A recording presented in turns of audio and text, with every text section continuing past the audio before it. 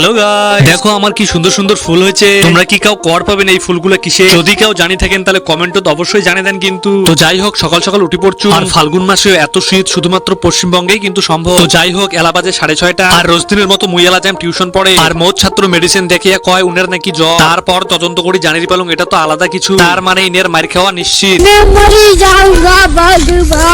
মায়ের খাওয়ার হাত থেকে বাঁচার জন্য মোট ছাত্র মোর জন্য চকলেট নিয়ে আসি। ফাইনালি চকলেট পাওয়ার পর মোর ডিসিশনটা চেঞ্জ হয়ে গেল।